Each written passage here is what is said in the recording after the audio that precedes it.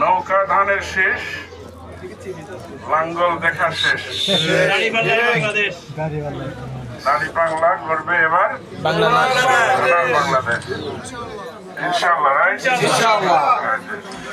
আমি আজকে এখানে যারা সমবেত হয়েছেন এই অভিষ্ট উদ্যোগের উপলক্ষে আমাদের সম্মানিত প্রার্থী সম্মানে ঘরে এসেছেন, সবাইকে ধন্যবাদ জানাচ্ছি। আসলে কথা কম, কাজ বেশি হতে হবে এখন।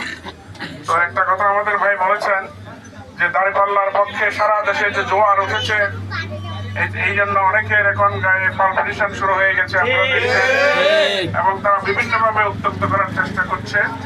তো আমার যেটা পরামর্শ আপনাদের কাছে, ইনশাআল্লাহ আপনারা সবাই জানেন আল্লাহ রাব্বুল আলামিনের জন্য আমরা কাজ করি, এই কাজ আল্লাহর জন্য, রাসূলের জন্য, দ্বীন ইসলামের জন্য।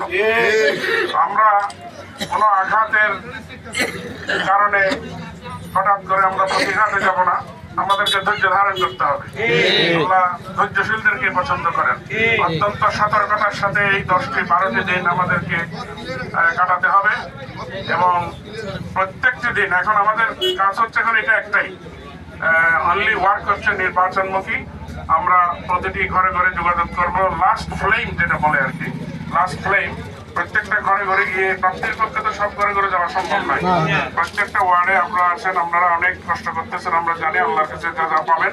প্রত্যেক ঘরে ঘরে আবার বসতে হবে, এবং নির্বাচনের দিন বিশেষ করে একটা কথা সবাই বলে যে মহানগরী এলাকাতে অনেক সময় দেখা গেল যে আপনারা যারা কাজ করতেছেন হয়তো অনেকে এখানকার ভোটার না, হয়তো ইলেকশনের দিন চলে যাবেন গ্রামে, নিজে যেখানে ভোটার, কিন্তু আমাদের প্রত্যেকটা কেন্দ্রের জন্য আপনারা তো নিশ্চয়ই এগুলো পরিকল্পনা করেছেন, আরো করবেন।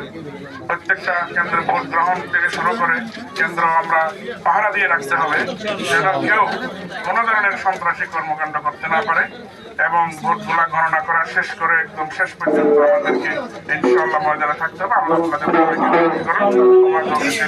আসসালামু আলাইকুম ওয়া রাহমাতুল্লাহি ওয়া বারাকাতুহু।